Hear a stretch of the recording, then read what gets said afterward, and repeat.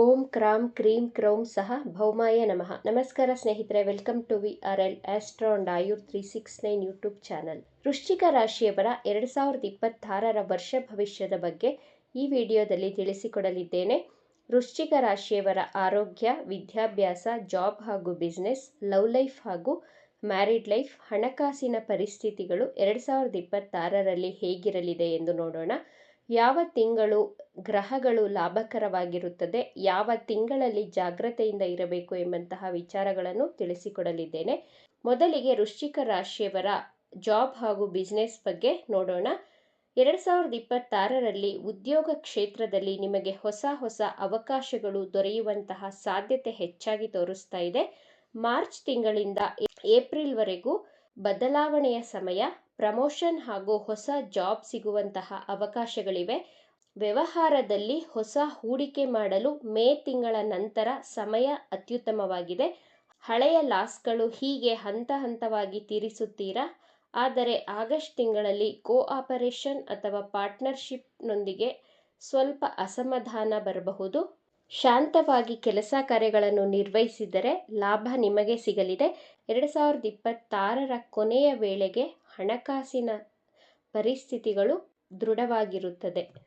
ವರ್ಷದ ಆರಂಭದಲ್ಲಿ ಖರ್ಚುಗಳು ಸ್ವಲ್ಪ ಹೆಚ್ಚಾಗಬಹುದು. ಕುಟುಂಬದ ಕಾರ್ಯಗಳು, ವಾಹನ ಅಥವಾ ಮನೆಗೆ ಸಂಬಂಧಿಸಿದಂತಹ ಖರ್ಚು ವೆಚ್ಚಗಳು, ವ್ಯಯಗಳು ಹೆಚ್ಚಾಗಿ ಆಗುತ್ತವೆ.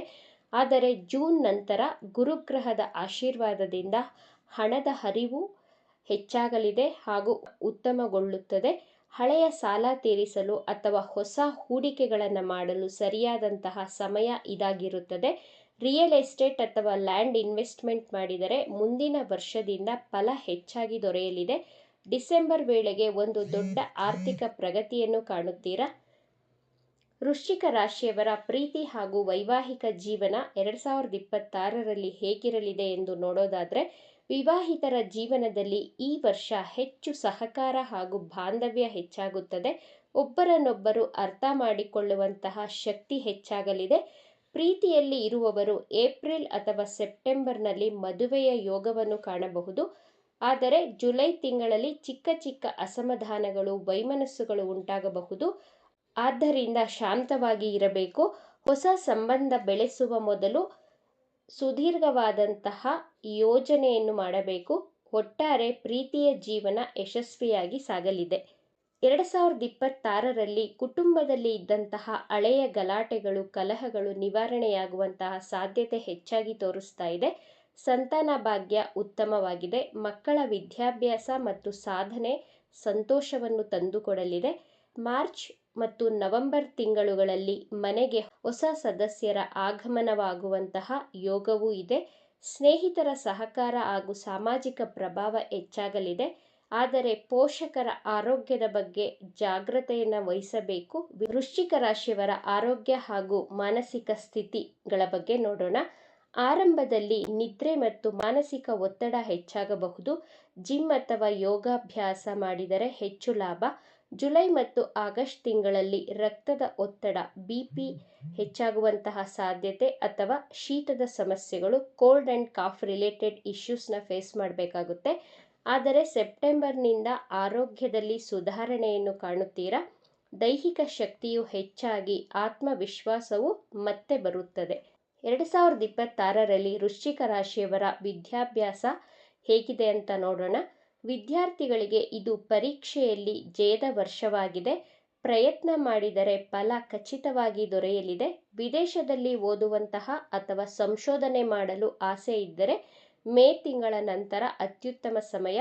ಕಲಾಕ್ಷೇತ್ರ, ಸೈನ್ಸ್ ಹಾಗೂ ಟೆಕ್ನಿಕಲ್ ವಿಷಯಗಳಲ್ಲಿ ವಿಶೇಷ ಸಾಧನೆಯನ್ನು ಮಾಡುತ್ತೀರಾ. ಆದರೆ ಮೊಬೈಲಿಂದ ಡಿಸ್ಟ್ರಾಕ್ಷನ್ ಆಗುವಂತಹ ಸಾಧ್ಯತೆವಿದೆ. ಆದ್ದರಿಂದ ಮೊಬೈಲಿಂದ ಆದಷ್ಟು ದೂರವಿರಿ. ವಿದೇಶ ಪ್ರಯಾಣ ಹೇಗಿದೆ ಅಂತ ನೋಡೋದಾದರೆ, ಗುರು ಹಾಗೂ ರಾಹುಗ್ರಹಗಳ ಚಲನೆಯಿಂದ ವಿದೇಶ ಪ್ರಯಾಣದ ಯೋಗ ಚೆನ್ನಾಗಿದೆ. ವಿಶೇಷವಾಗಿ IT, ಮೆಡಿಕಲ್ ಅಥವಾ ಎಜುಕೇಷನ್ ಫೀಲ್ಡ್ನಲ್ಲಿ ಇರುವವರು ವಿದೇಶದಲ್ಲಿ ಅವಕಾಶವನ್ನು ಪಡೆಯುತ್ತೀರಾ. ಸೆಪ್ಟೆಂಬರ್ ಅಥವಾ ನವೆಂಬರ್ನಲ್ಲಿ ಪ್ರಯಾಣದ ಯೋಜನೆ ಯಶಸ್ವಿಯಾಗುವಂತಹ ಸಾಧ್ಯತೆಗಳು ತೋರಿಸ್ತಾ ಇದೆ. ಆದರೆ ಟ್ರಾವೆಲ್ ಡಾಕ್ಯುಮೆಂಟೇಷನ್ನಲ್ಲಿ ವಿಳಂಬ ಆಗಬಹುದು ಅಥವಾ ತೊಂದರೆ ಬರುವಂತಹ ಸಾಧ್ಯತೆ ಇದೆ. ಜಾಗ್ರತೆಯನ್ನು ವಹಿಸಬೇಕು. 2026ರಲ್ಲಿ ನಿಮ್ಮ ಜೀವನದಲ್ಲಿ ಆಧ್ಯಾತ್ಮಿಕ ಜಾಗೃತಿ ಮೂಡಲಿದೆ.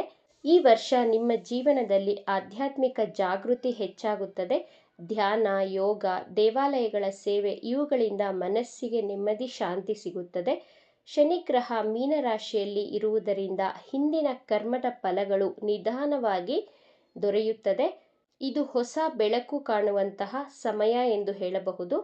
2026 ವೃಶ್ಚಿಕ ರಾಶಿಯವರಿಗೆ ಉದ್ಯೋಗ, ಹಣಕಾಸು ಮತ್ತು ಪ್ರೀತಿ ಜೀವನದಲ್ಲಿ ಚೇತರಿಕೆ ಖಚಿತವಾಗಿ ಕಾಣಿಸ್ತಾ ಇದೆ. ಆರಂಭದ 3 ತಿಂಗಳು ಶಾಂತವಾಗಿರಿ, ನಂತರ ಗ್ರಹಗಳು ನಿಮ್ಮ ಪರವಾಗಿರುತ್ತವೆ. ಹನುಮಾನ್ ಚಾಲೀಸ ಅಥವಾ ಸುಬ್ರಹ್ಮಣ್ಯ ಸ್ತೋತ್ರವನ್ನು ನಿಯಮಿತವಾಗಿ ಪಠಿಸಿದರೆ ಕಷ್ಟಗಳು ನಿವಾರಣೆಯಾಗಲಿದೆ.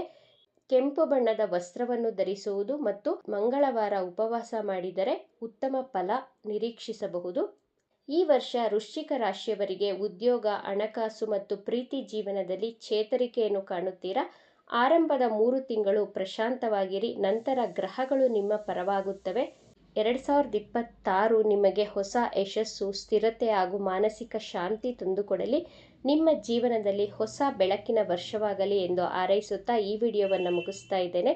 ಈ ವಿಡಿಯೋ ಇಷ್ಟ ಆಗಿದ್ರೆ ಲೈಕ್ ಮಾಡಿ, ಚಾನಲನ್ನು ಸಬ್ಸ್ಕ್ರೈಬ್ ಮಾಡಿಕೊಂಡು ಈ ವಿಡಿಯೋವನ್ನು ನಿಮ್ಮ ಫ್ರೆಂಡ್ಸ್ ಆ್ಯಂಡ್ ಫ್ಯಾಮಿಲಿ ಗ್ರೂಪಲ್ಲಿ ಹೆಚ್ಚು ಶೇರ್ ಮಾಡಿ. ನಿಮ್ಮ ಅಭಿಪ್ರಾಯಗಳನ್ನು ತಪ್ಪದೇ ಕಮೆಂಟ್ ಮಾಡಿ. Thank you friends.